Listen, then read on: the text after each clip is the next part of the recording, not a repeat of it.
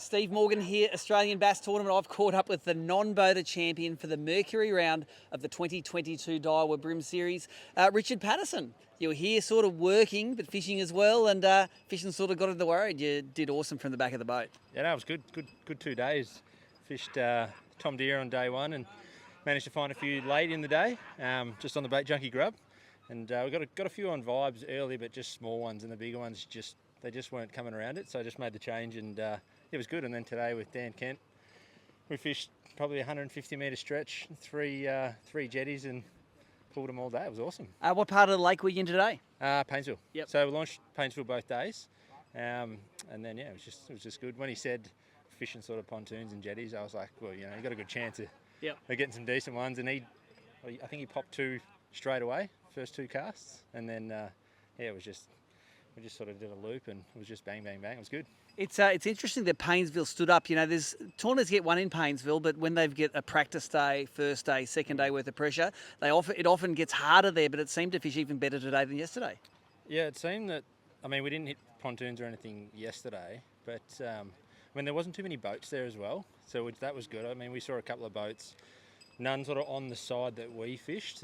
There's another boat on the opposite side, and we didn't actually see them get a fish, but they obviously got a couple because they sat there pretty much all day. Yep. But it just didn't get the pressure. So, and I don't think anybody found them there on pre-fish. So it was just one of those things that I think Dan maybe got one there the end of the day on day one. So we sort of that's the might plan as well for day go. two. Yeah. So it's good. Now, of course, you work for Daiwa, so I'm sure you got a Daiwa rod and reel in your hand. Before we look at the good baits, take us through the outfit, and Nicole will come in and give you a close-up of that. Yeah, so just one of the in-feet EXs, the 702 LFS. Pretty much just a good sort of all-rounder, basically. I was throwing the 610 as well, but got busted off a couple of times. So this one was basically the workhorse of the day, and that's just paired with the new Caldia 2500 MQ.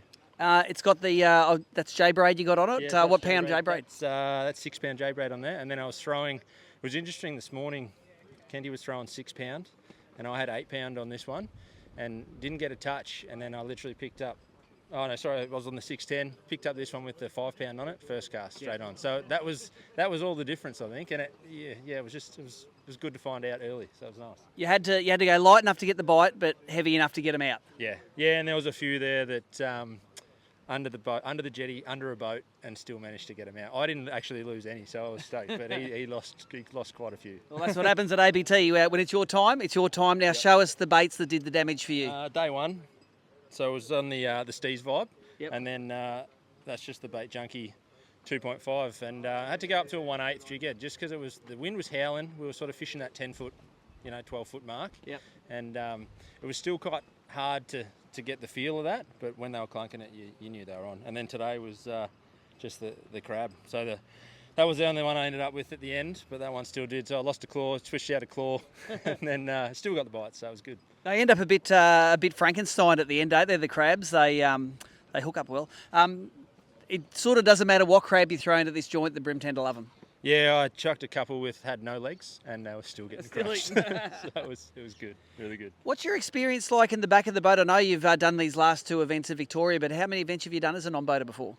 Not a ton as a non-boater. I did a couple of years back, Malakuta. Yep. Oh, it would have been probably 6 years ago now, and then Clarence River Grand Final. Yep. And then maybe one other. But I fished a lot of the Hobie rounds, and I fished a lot of the Vic Brim sort of stuff with one of my best mates. So I've been doing it for a while. Haven't actually got a win yet. We have now. It's nice to get one. It's good. It's good. There you go. So you will see this man's content with all of the Daiwa stuff that's going out. There's going to be some great stuff, I'm sure, coming out of the Black Brim capital of Southern Australia. Yeah, plenty of new stuff coming out. So me and Tom have obviously we came down early. We've just been filming and doing a bit of stuff. Sort of. We'll do a wrap-up of the Vic Tour. Obviously, nothing out on the boats. A bit hard with the non-boater sort of scenario. Well, you're busy winning. Yeah. You can't do it all. So no, it was good. It's been good. So, we're super tired. We've been up every morning sort of 4 o'clock, and then big days I think the first day we did was about 17 or 18 hour day. By the time we got to the destination, left Sydney, got to the destination, got off the water, it was huge. So we've done sort of 3 of those, and then the tournament. So it's a big day. And then we're supposed to be driving back to Sydney now, but we might end up staying the night and then shooting off early in the morning, just to be safe. He's nearly got the hours that would make him a great ABT staff member. Your champion from the back of the boat, Richard Patterson. Thanks.